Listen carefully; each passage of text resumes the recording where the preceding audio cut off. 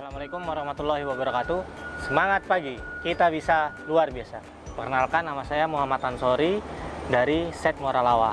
Di sini saya akan mencoba sharing tentang bagaimana cara proses remove dan install fuel pump pada PC Small. Di sini kita akan melakukan praktek pada PC 200-8 milik salah satu customer kami.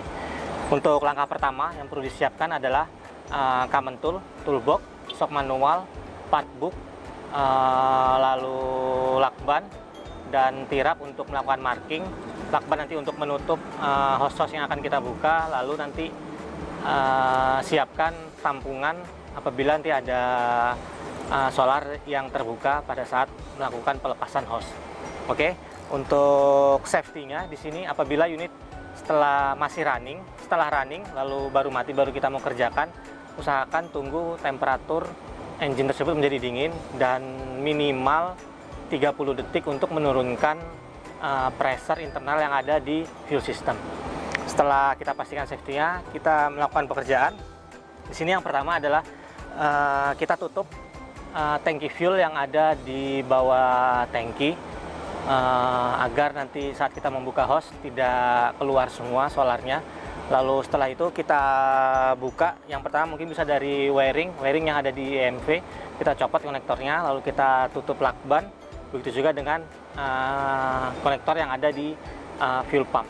Lalu kita bisa lepas hos-hos yang menempel pada fuel pump, begitu juga dengan pipingnya. Untuk piping apabila ada klemnya dibuka saja apabila ada yang mengganggu saat proses pelepasan. Setelah dilepas hosnya, pastikan hos-hos tersebut yang telah kita buka tadi beserta pipingnya itu tertutup rapi semua agar tidak ada debu yang masuk, karena model hos yang ada di PC200 ini adalah model push lock. Jadi ketika itu masuk debu maka sistem lock pada hos tersebut akan terganjal. Lalu situ kita buka 3 nut mounting yang terdapat di fuel pump.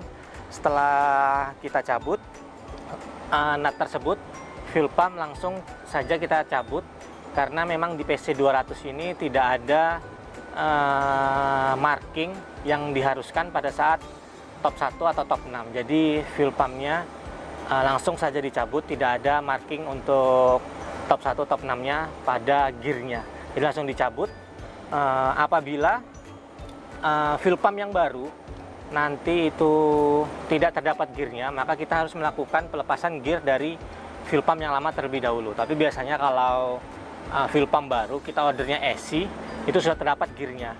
Dan bila sudah terdapat gearnya, itu hanya kita pastikan nanti saat pemasangan adalah o-ringnya kita lumasi dari grease, langsung kita pasang.